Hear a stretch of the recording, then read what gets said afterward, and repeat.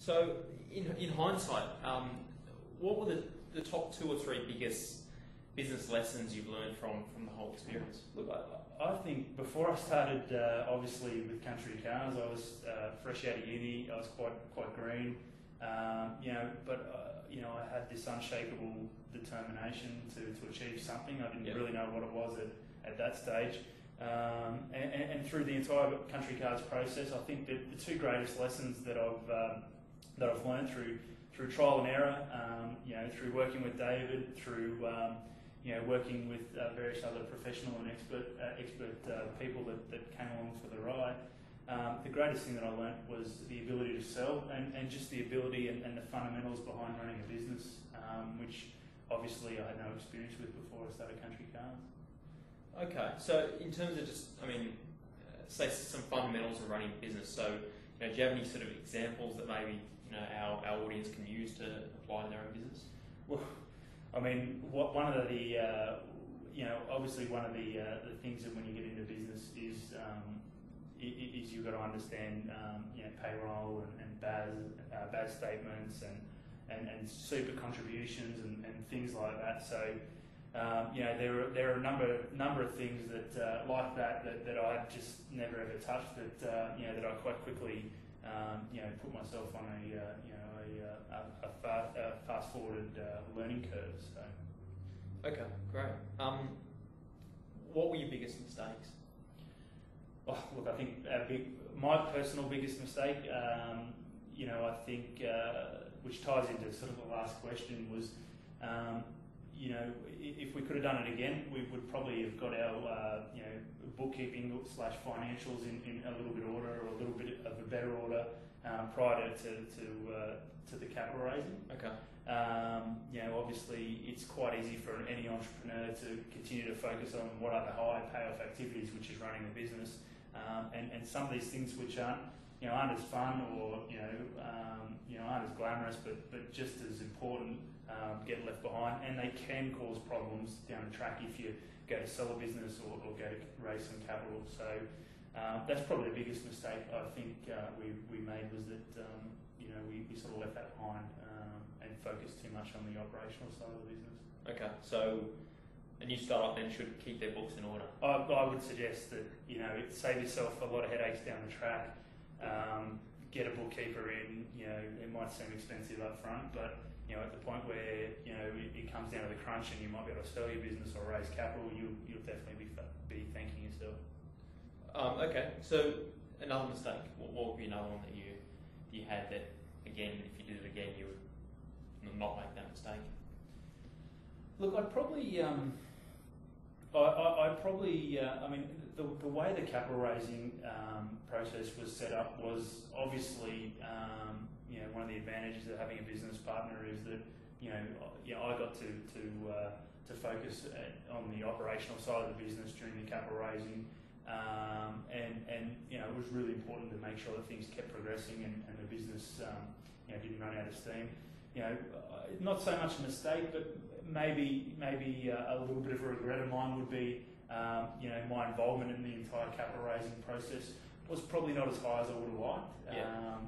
So given if I had my time again, I probably would have spent a little bit more time, sort of gaining that extra experience, gaining those extra skills around capital raising. Yeah. Okay. What about the earn-out period? I talk to, a lot of people at IPitch, and I guess what I hear quite a lot is entrepreneurs prior to a sale, they try and take themselves out of the operational side of the business and bring in a general manager or those sort of people that it's easier to sell them and say, hey, I don't need to be part of this business after the sale, the point of sale. Would that be something you would do differently? It sounds like an 18-month earn-out period. You guys were heavily involved prior to the sale. Do you think you would try and pull yourself out slightly before that, and then have a short earn-out period or no earn-out period? Look, I think it's a tricky question, and I guess it depends on the individual entrepreneur and their motivations, and also the motivations of the person or the company that's looking to purchase the business. But I think that someone purchasing a startup business or any type of business is always going to see value in the person or the people running the business. Yeah. So it's sort of a situation where I don't think you can avoid it as such, but given my time again, I wouldn't have taken a backward step. Especially considering we had an 18-month earnout. We wanted to be in control at the helm of the business and make sure that we were in control of our own destiny. Yeah, okay.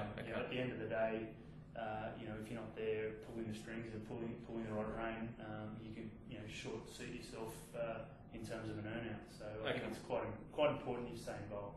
Yeah, that makes sense. So, were there any surprises? Things you just didn't expect when you started the business? Look, in terms of any surprises, I guess. There wasn't anything that stood out in terms of a surprise, but I would say that that the entire process of dealing with a large media company did toss up some quite interesting situations, and at the point where we had our advisory board meetings, and I often found myself not surprised, but obviously it was uncharted territory. So the process of dealing, so to speak, with a large media company, it was uncharted territory for me. Okay. So now that you've gone through that experience, you've learned to take an idea, develop it, get a revenue model that works, sell, bring on employees, build a business, raise capital, sell the business. Now you've been an angel investor for a couple of years. You see a lot of businesses pitching to you. I think it was 300 or something last year. You select the ones you want to work with. You put in the money, you take an equity stake, and now work very closely with these businesses. My question is, with all this experience and knowledge, how do you play the game differently now to when you started? I think things have changed quite dramatically for both myself and David now running Green Lane Digital, and as you described, you see quite a lot of opportunities, and we've invested in probably 10 to 12 businesses over the last 18 months to 2 years. Things are a lot different now. I think one of the biggest changes for me personally is that back in the days with CountryCars, my week used to consist of everything 24 hours a day, 7 days a week was CountryCars. That's all I thought about. I didn't care about anything else. Everything else was a second priority. Now with Green Lane Digital, obviously with our different investments, that either myself or David are taking a lead on that investment. And I quite often find myself day to day, week to week, day to day, moving from one business to the next. And trying to provide as much value to that particular entrepreneur or that particular startup as I can. So it can be quite challenging to move your focus from one business to the next, especially when they're quite vastly different businesses in some cases. But things have changed quite dramatically. But it's I think the most positive thing is when you're working in a startup type environment, which we have created here again at Green Lane Digital. You reap all those sorts of benefits, and it's a fun, exciting, and challenging environment to be in, and I wouldn't want to work anywhere else. So, so what can our audience take away from all your experience and apply themselves? We covered a lot. Is there anything else that we missed? Something that, as a startup, you mentioned focus there, something like that. Yeah, look, I think, if I can, give one message to all aspiring or current entrepreneurs is that you've really got to crystallise your thinking, and understand what the core value that you're trying to deliver with your business. Yeah. Especially back in the days of CountryCars, it was, we were building a business, and it was, often quite easy to catch ourselves sort of drifting off with other ideas or things that would work well alongside CountryCars. And through the process of just crystallising our thinking, keeping our blinkers on what the end goal was, I think we achieved something that was far greater in terms of success than if we try and created another business or created parallel businesses. So I think the greatest bit of advice is set yourself that end goal, crystallise and understand where you want to go, and just have that unshakable determination to achieve. And you're not halfway there. You put yourself on the right track. Okay, great. So you can get in contact with Alex via the Green Lane Digital website. That's www.greenlanedigital.com.au. Lastly, 2 points. If you're a startup or an investor and you're listening to this and not already a member of IPitch, sign up now, create a free profile for your business at ipitch.com.au. Also, we're looking for other entrepreneurs or investors to interview.